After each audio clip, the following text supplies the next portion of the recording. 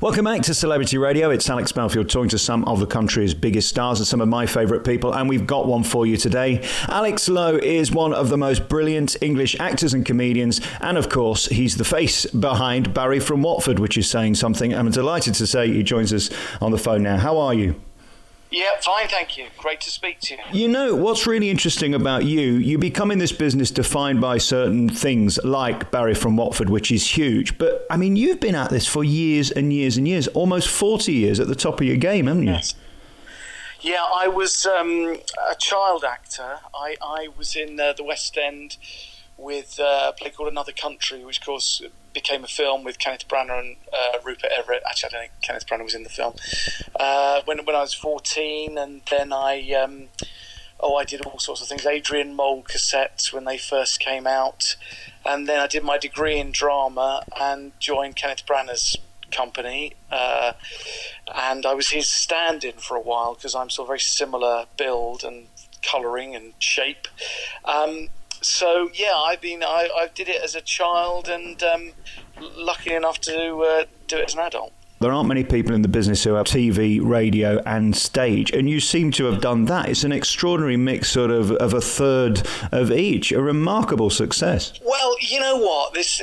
I was brought up with such a sort of Protestant work ethic. My parents went to work 9 to 5, and doing any of this kind of ludicrous theatrical la-di-da nonsense was seen as so ridiculous that I've never really known it any other way. And, when you have a wife and kids, you've got to put some food on the table. So I've actually got, I split my time into quarters, actually. I've got various card ranges in the shops. I've got sort of comedy cards in the shops. So I do that as well, which keeps the wolf from the door. But it is lovely to be able to do stuff that's creative for a living.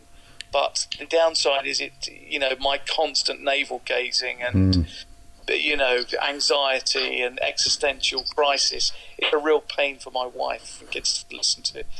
Yeah, it's tough, isn't it? I think the thing about this business is once you've done the biggest show of your career, tomorrow you're nothing again, and that can play with your whole psychology, can't it? Yes, I've had so many times where there's been something just around the corner that's going to be the biggest thing. And, I've done HBO pilots and films that have come and gone, and TV series that are going to run. And it's really tough. I mean, it's that old thing. If you were selling leather jackets in a market, you wouldn't take it personally because someone doesn't like the leather jacket. That's fine. It's just a leather jacket. It's an article. But when it's you yourself that you're flogging, that's can be quite difficult. It's not a career I'd recommend for anyone. We spoke about at the beginning. Let's go to the present, which is this new Channel 4 quiz show you've got with Noel Edmonds. I mean, this, I suppose, other than Steve Wright, which I'll talk about in a bit, is the biggest TV thing you've done of late. And, of course, it's the first thing you've done, I think, that's probably given you the most press and Twitter reaction, good and bad. Is it good to know what people think of your every word and your every move? It seems to me, ironically, you've come out of that show better than anyone. Well, it's funny you should catch me today because, yes, occasionally I do see stuff on Twitter which is pretty awful, and it's not a thing you want to see very often. But the vast majority of them are very nice. People always, honestly, really, I'd say 95% of the stuff I read is quite nice about me, and people are very friendly towards me. And I think that particularly the Barry character reminds people of their old granddad. Yeah. So they have a sort of affection and a nostalgia for that sort of character, as I do, because that Barry is based on all my Cockney forebears who were living in southeast London and had to move out to the suburbs during the war because they were right next to an armament factory, particularly the case of the Lowe family. And so I have an affection for that character, and other people seem to as well. So luckily, I don't receive too much bad publicity from people. It's incredible how Barry took off. Let's go back, though, to some of your hits in the past. I mean, I look at some of the names you've worked with. I mean, even Bremer Bird and Fortune. Jesus, 3 comedy icons. Simon Day, Peter Kay. I mean, you've really been lucky to work with some of the greatest comic minds in history. Yeah, oh God, I mean, I've been very lucky. And, before that I was with Kenneth Branagh, and I did sort of Much Ado About Nothing, where I had a small part in that, and I was his stand-in, and we were out in Italy, and I'd be out to dinner with Keanu Reeves and Denzel Washington. And then in the comedy, I mean, it is amazing to work with your heroes, and the vast majority of the time they've never disappointed me. So I mean, those are really two sides of my career: the comedy and the straight drama. Peter has always been very, very good to me, and we did Phoenix Nights live recently, a couple of winters ago at Manchester Arena, and as a result of that, he said that he's happy for me to go and do Clinton Baptiste, which is this psychic character I played in Phoenix Nights, which I occasionally go and do as a stand-up thing. So, I mean, all those people have been pretty decent to me. Isn't it a small world as well? I mean, you'll know my mate Toby Foster, who I work with at Radio Sheffield, and it seems to me this business is incredibly small. And we look at what Peter did. I mean, he was one of my first guests ever when I started 20 years ago. He was doing tiny pubs in Nottingham, and then the next minute he's selling out arenas. But what he seemed to have was this loyalty to people he loved around him. And you were part of that. Such a niche group, a tiny group actually, of a few guys and women that he just adored, that he kept using again and again and again. Yeah, and let's hope he carries on doing that. Yes, can I just say, Alex, you're very good, aren't you? All this research you've done is brilliant. It's my job. Yeah, very good. No, the thing is, that was the lovely thing. I went and did Edinburgh in 1998, and I was doing a show about wrestling, British wrestling, and Peter turned up with bomber Pat Roach from Auf Wiedersehen Pet to review it for Edinburgh Night for BBC Two, and I was playing a variety of Adrian Street, Big Daddy, Mick McManus, all these sort of wrestling greats from World of Sports in the 70s, and as you can imagine, that's right up Peter's street, that sort of tacky entertainment style, end of the pier British culture. And Peter, I mean, he's written about this in his book, actually, I'm happy to say, but Bomber Pat Roach said to me, I haven't seen you on the circuit at all, on the wrestling circuit. And I thought, well, it's obviously a show I'm doing when I'm an actor. And I said, well, no, I'm not really a wrestler. I'm an actor. He went, right. I didn't see at Tiger Ryan's funeral the other day. And I looked at Peter and I thought, I can't keep saying I'm an actor. And so whenever I see Peter nowadays, he says to me, I didn't see you at Tiger Ryan's funeral. But luckily, at that time, it was amazing, actually. I mean, I'd knock around with Peter at Edinburgh, in 1998. And although he had a sort of growing reputation, he wasn't the mega star that he is now. So, he's always been very good, very loyal to me. Have you learned in the business that if you're good, you'll succeed and the brilliant will rise to the top, which they always say, don't they? If you work hard and you're brilliant, you'll always succeed. Is that true in comedy, or is there a lot of luck? God, I really... I don't know. I mean, I try and try and try. No one ever gives me a huge leap forward. I mean, I don't know. There's an awful lot of luck. I think... sometimes, I spread myself quite thin between writing and straight acting and, bits I do on radio and comedy and stand-up. And I sometimes think if I really focused on one thing, hard work might get me into a decent position. But by the same token, it's really great to do all sorts of things. I mean, I'm in a play in the Trafalgar Studios in the West End at the moment, which is a very, very serious play about suicide, which has had these fantastic reviews. And, then I think, well, if this gets too miserable, there's always some comedy gig round the corner. So I think, if I focused on one thing in particular, then the hard work might result in some huge leap forward. But I think in general, I can honestly say it's a lot of luck. Yeah. But isn't it brilliant? You've got that diversity. 1 minute you can be on Cheap, and the next minute talking about suicide in the West End. That's beautiful, isn't it? Yeah. Well, yeah, it sort of is. Yeah.